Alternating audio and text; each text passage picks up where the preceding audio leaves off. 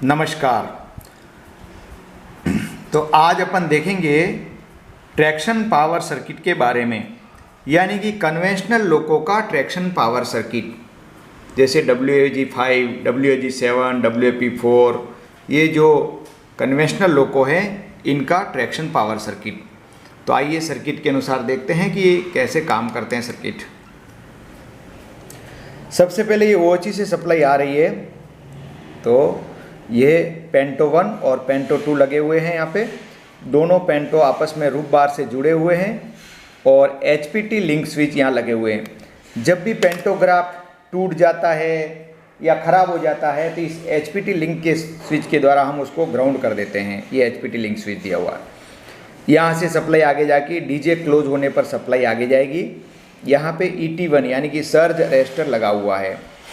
जब भी आकाश के अंदर कोई हैवी वोल्टेज पैदा होते हैं आकाशीय बिजली कड़कने के कारण, तो ये ET1 रूफ बार और लोको का सुरक्षा करता है, यानी कि उस हाई वोल्टेज को सीधा ग्राउंड में भेज देता है। तो इस प्रकार सुरक्षा होती है। इसका गैप जो है 210 mm होता है।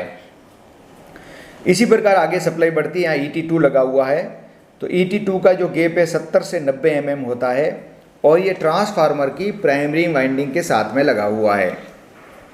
यानी कि ट्रांसफार्मर के अंदर जब टेप चेंज होते हैं, स्विचिंग होता है, तो जर्क के कारण हाई वोल्टेज पैदा होते हैं उस समय भी स्विचिंग में, तो ये जो है ET2 उस हाई वोल्टेज के सर्ज को अरेस्ट कर लेता है, यानी इस चीज़ को सर्ज अरेस्टर भी बोलते हैं। तो ये ET2 लगा हुआ है। आगे चलते हैं तो यहाँ QLM लगी है। ट्रांसफार्मर की ओवर करंट से सुरक्षा के लिए QLM लगी हुई है। अलग अलग लोकों में इसका अलग अलग सेटिंग है। इस प्रकार DJ क्लोज होने पर ट्रांसफार्मर की मेन वाइंडिंग इनर्जाइज हो गई।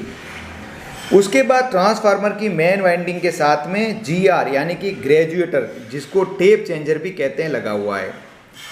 लोको के ट्रांसफार्मर में 32 टेप होते हैं, या यूं कह सकते हैं कि 32 नॉच आती है। तो ग्रेजुएटर टेप चेंजर जिसको बोलते हैं, टेप चेंज करने का काम आता है। हर एक टेप चेंज होती रहती है और वोल्टेज आगे बढ़ता रहता है।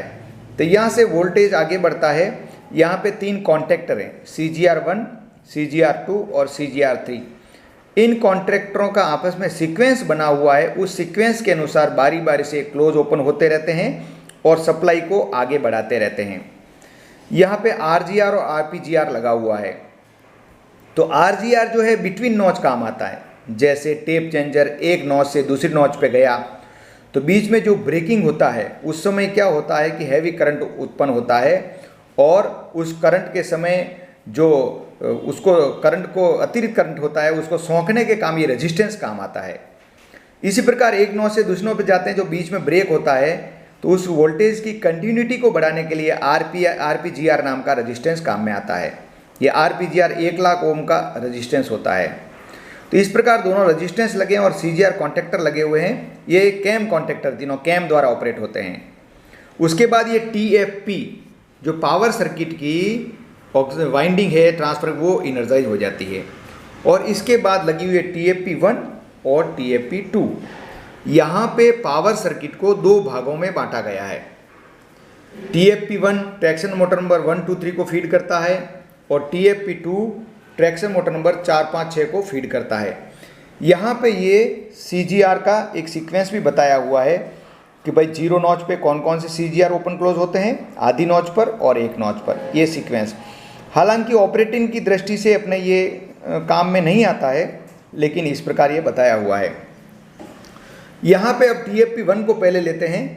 TFP1 से जो सप्लाई गई RSI 1 में गई, क्योंकि हमारे पास जो ट्रैक्शन मोटरें हैं वो DC सीरीज मोटरें हैं। तो RSI ने क्या किया, उस ऐसी सप्लाई को DC में परिवर्तित कर दिया और इस प्रकार RSI की सुरक्षा के लिए और समस्त ट्रैक्शन पावर सर्किट की ओवर करंट से सुरक्षा के लिए QRSI1 लगा हुआ है। RSI1 से जो सप्लाई निकली यानी कि DC सप्लाई, उस DC में भी कुछ ऐसी के पल्सेशन रह जाते हैं। उन पल्सेशंस को स्मूथ करने के लिए SL1 यानी कि स्मूथिंग रिएक्टर लगाया हुआ है। तो ये स्मूथिंग रिएक्टर क्या करता है, उन पल्सेशंस को कम करके शुद्ध DC बना देता है, ताकि ट्रैक्शन मोटरों को जितनी शुद्ध DC मिलेगी उतना वो वर्किंग अच्छा करेगी। अब इसके बाद में यहाँ से सप्लाई जाती है। यहाँ पे L1, L2, L3 लगे हुए हैं। Traction motor number 1 motor number 2, motor number 3 लगे हुए हैं। ट्रैक्शन मोटर नंबर 1 के पैरेलल में वोल्ट मीटर नंबर 1 यानी कि U1 लगा हुआ है और ट्रैक्शन मोटर नंबर 2 के पैरेलल में U2 यानी कि वोल्ट मीटर नंबर 2 लगा हुआ है। ट्रैक्शन मोटर नंबर 1 के पैरेलल में QF1 रिले लगी है जो डायनामिक ब्रेक के समय काम आती है। इसके साथ में ये डायनामिक ब्रेक का रेजिस्टेंस RF1 भी लगा हुआ है। इसी प्रकार यहाँ पे RF2 लगा है, यहाँ RF3 लगा हुआ है, यानी कि डायनामिक ब्रेक के रेजिस्टेंस है जो डायनामिक ब्रेकिंग के समय काम आते हैं। ट्रैक्शन मोटर नंबर 3 के सीरीज में यहाँ एमीटर लगा हुआ है। इसका नाम A3 इसलिए दिया है कि ट्रैक्शन मोटर नंबर 3 के साथ है, इसलिए A3 दे दिया है। अब यहाँ से पॉजिटिव सप्लाई ऊपर से मिल रही लाइन कॉन्टेक्टर क्लोज होने पर, और इधर से इनको नेगेटिव सप्लाई नीचे से जो है इसका RSA ब्लॉक का एक सिरा आ रहा है उससे मिलती है। ट्रैक्शन मोटरों की फील्ड कॉइल, वो आर्मेचर था ऊपर वाला जो अपन ने देखा, ये आर्मेचर, और ये इसकी MF मतलब मोटर फील्ड नंबर 1। इसके पैरेलल में RPS परमानेंट शंटिंग रेजिस्टेंस लगे हुए हैं, CCRPS मतलब कैपेसिटर्स लगे हुए हैं, और यहाँ पे SJ1, SJ2, SJ3 इस प्रकार ये भी लगे हुए हैं। ये RS1 यानी शंटिंग रेजिस्टेंस है, और शंटिंग कॉन्टेक्टर और शंटिंग, ये शंटिंग कॉन्टेक्टर है S11, S12, S13, S4, और ये शंटिंग रेजिस्टेंस, यानी कि जब भी इन मोटरों में शंटिंग किया जाता है स्पीड बढ़ाने के लिए, ये शंटिंग कॉन्टेक्टर क्लोज होते हैं और फील्ड को कमज़ोर करते हैं और उस मोटर की स्पीड बढ़ती है। इस प्रकार शंटिंग होके मोटरों की स्पीड बढ़ती है। तो इस प्रकार ये पूरा सर्किट, जैसे ये पावर सर्किट नंबर 1 काम किया, इस प्रकार पावर सर्किट नंबर 2 भी है। इसमें थोड़ा सा डिफरेंस ये है कि यहाँ पे RSA2 के पैरेलल में C145 डायनामिक ब्रेक का कॉन्टेक्टर लगा हुआ है, electro pneumatic contactor. Over current से सुरक्षा के लिए QE लगी है, और एक्साइटेशन के लिए ATFEX लगा है, ऑक्सिलरी ट्रांसफार्मर फॉर एक्साइटेशन, ये लगा हुआ, और CTF रनिंग के कॉन्टैक्ट लगे हुए हैं। इस प्रकार ये पावर सर्किट नंबर 2 4, 5, 6 के लिए काम कर रहा है, और पावर सर्किट नंबर 1 1, 2, 3 के लिए काम कर रहा है। इस समस्त पावर सर्किट की अर्थ फॉल्ट से सुरक्षा के लिए QOP नाम की रिले लगाई है। तो पावर सर्किट नंबर 1 के लिए QOP1, पावर सर्किट नंबर 2 की सुरक्षा के लिए QOP2 लगी है। ये QOP1 और QOP2 जब भी अर्थ फॉल्ट होता है ट्रैक्शन मोटर में तो बैटरी द्वारा इनर्जाइज होती है। कैसे इनर्जाइज? जैसे किसी ट्रैक्शन मोटर में अर्थ फॉल्ट हो गया तो बैटरी का नेगेटिव सिरा होबा द्वारा अर्थ किया हुआ ये यहाँ से मिलेगा, होबा नॉर्मल होने पर यहाँ टच रहता है और इस कॉइल को सप्लाई मिल जाएगी, और QOP रिले जो है वो इनर्जाइज हो जाएगी। इनर्जाइज होके QOP का NC इंटरलॉक एम्प्टी डीजे की ब्रांच से खुल जाएगा और डीजे को ट्रिप करा देगा।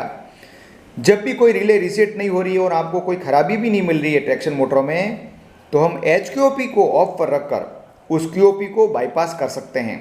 जैसे ऑफ पे रखेंगे तो यहाँ से कट पैदा हो जाएगा, ये इधर चला जाएगा।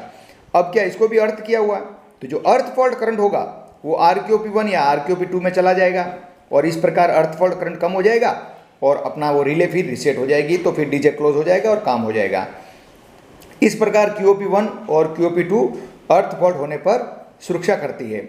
इस पूरे ट्रैक्शन पावर सर्किट की ओवर करंट से सुरक्षा के लिए लगाई है QRSA1, QRSA2, अर्थ फॉल्ट की सुरक्षा के लिए QOP1, QOP2, और ट्रांसफार्मर की सुरक्षा के लिए ओवर करंट सुरक्षा की QLM लगी हुई है।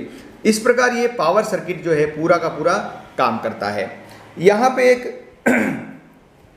ओवर वोल्टेज रिले Q20 भी लगी है, ये Q20 अगर ज़्यादा वोल्टेज हो जाएगा तो ऑटो रिग्रेशन आएगा, इसलिए ये इसको यहाँ पे पैरेलल में लगा दिया गया है। और QD भी है इसमें, QF1, QF2। QD जो है वो व्हील स्लिप से सुरक्षा के लिए लगाई गई है।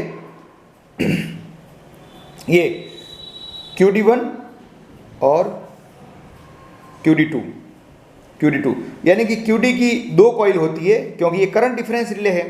तो जैसे ही 2 मोटरों में करंट डिफरेंस होगा QD पिकअप होगी, Q48 को पिकअप करेगी, जिससे ऑटो रिग्रेशन भी आएगा और ऑटोमेटिक सेंडिंग भी होगा।